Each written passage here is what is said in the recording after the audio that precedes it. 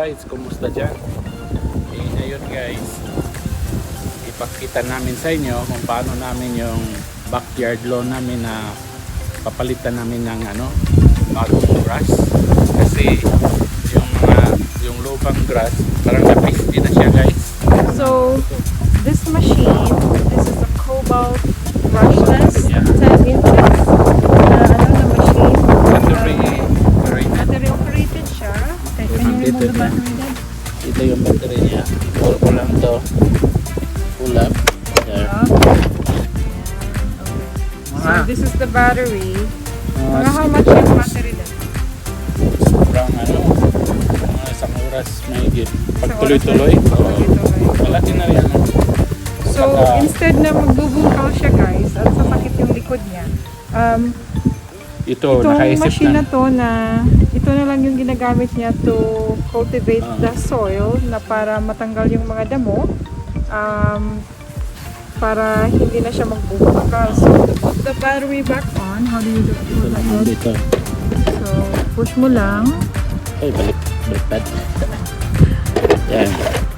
And then yeah. Tapos guys, pag mag-check ka ng yung full battery, ito lang i-press mo ito siya. Pag siya, all green, fully charged na siya. Okay, pag red na, pag so you just press this little thing for the battery sign, and then it depends on what's the light, red or yellow or green. So yun yung basihan nyo pag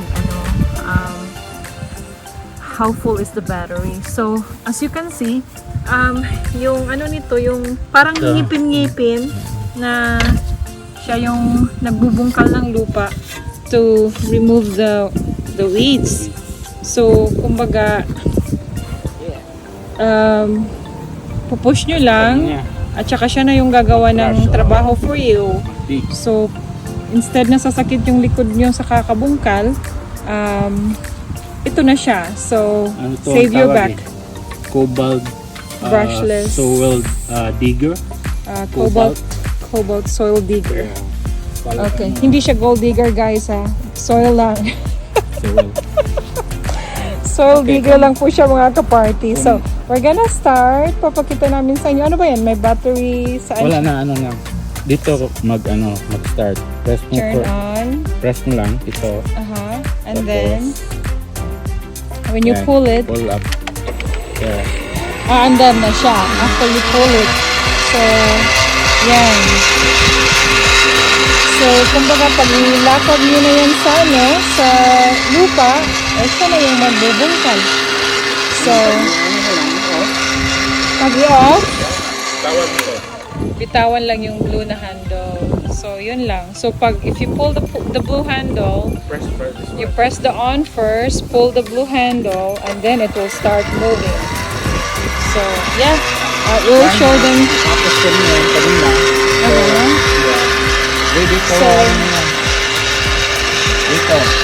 Dito, we'll see.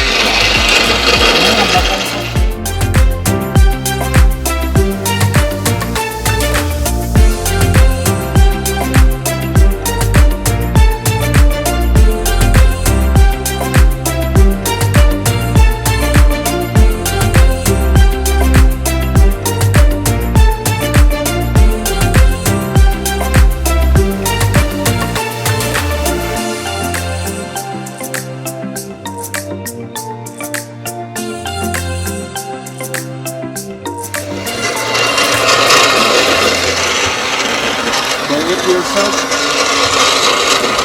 for savings.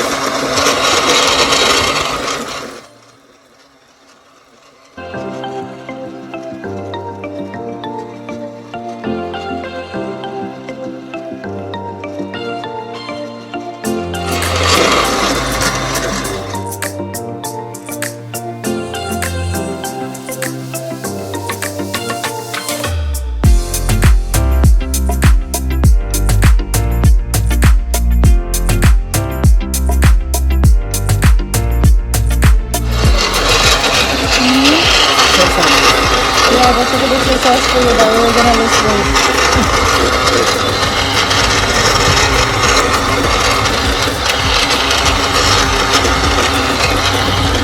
ano na kasi guys, pa-spring, today actually is the first day na we change our time. So we're 1 hour forward na. And ano na, spring na talaga.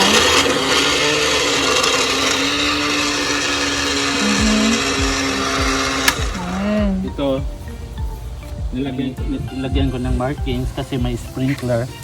Oh yeah, there's a sprinkler Yeah. right there. Delikado pag matamaan, mas malaking problema. So yeah, there's a sprinkler right here. He's putting a solar light. Para That way, malaman na ito. it's gonna flag him that there's a sprinkler right there. So yeah, so the little ones, yung mga nabungkal na weeds na, so ang ginawa namin dyan, we recycled it. Parang Ginaganyan lang niya, oh, and then yung molds na yun, hindi na grass. yeah, No? so Diba? iniipon-ipon siya namin, and then we're just dumping it to the side para pag malanta siya, Decompose na siya. pag nadidecompose na siya, magiging pataba na din siya ng lupa. So, yun yung ginagawa namin. Iniipon namin yan, and then we put it in a bucket. So yeah, as you can see mga kaparty, yung may mga ano na siya, natapos na siya sa part na yan, ilalagyan niya ng mga plastic Kasi yung, maraming ibon. yeah, Yung seeds, kinakain nila. yeah, they like the seeds, so kinakain nila.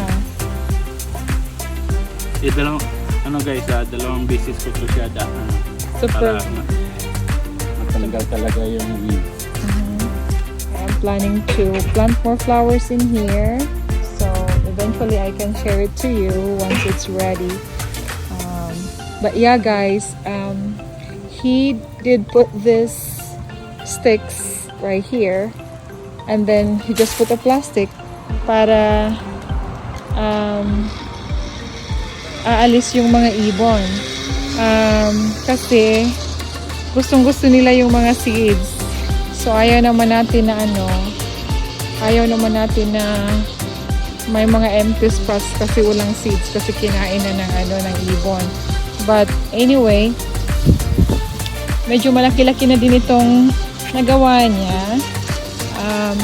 This part here, ito yung nauna niyang ginawa. Yung parang nagta-trial siya. So, look at this guys. Ganda na ng tubo niya, di ba? Wala na yung weeds. So, hopefully, the whole backyard will be like this. Yan. So,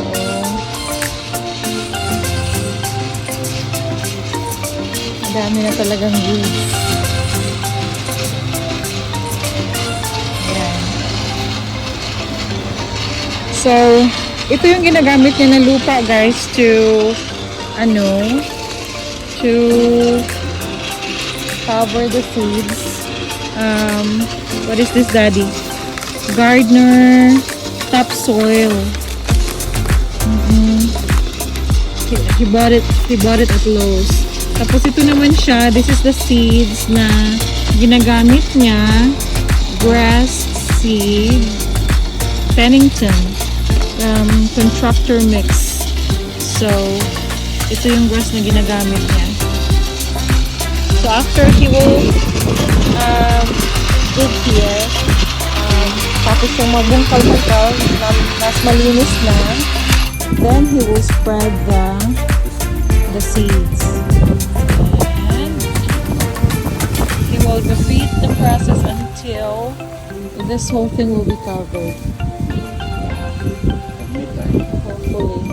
Yeah, pag may time. Kasi both of us are working. So, yan. Pag day off, ito yung good exercise niya. And at the same time,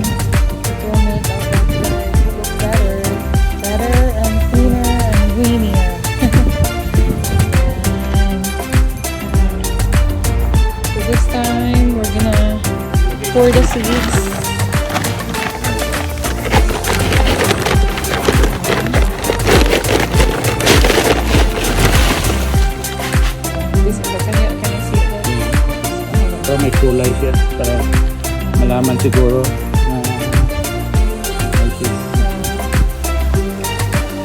He's just gonna spread it. Let me see. Yeah, he's just spreading it.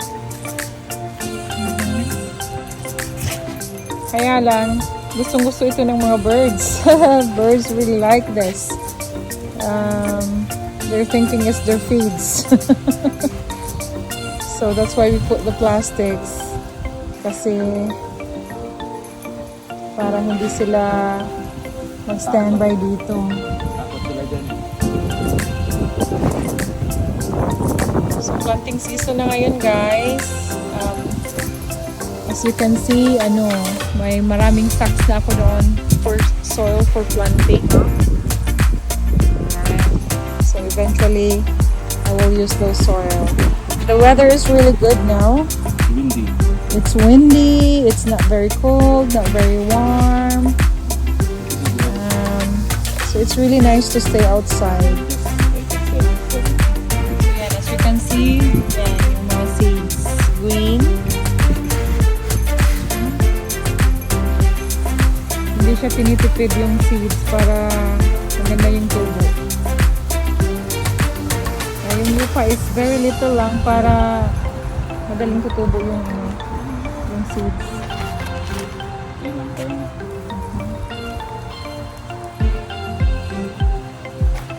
Yan lang. Yun lang. Tapos 3 times a day po siya, 2 to 3 times a day Diligan. diligan. Para madali nga tumubo yung So ito mga kapartner, tapos na nilagyan ng lupa at seeds at saka lupa. Ayan. So ngayon, ang gagawin natin, we're just gonna put the water to finish the job. tumubo yung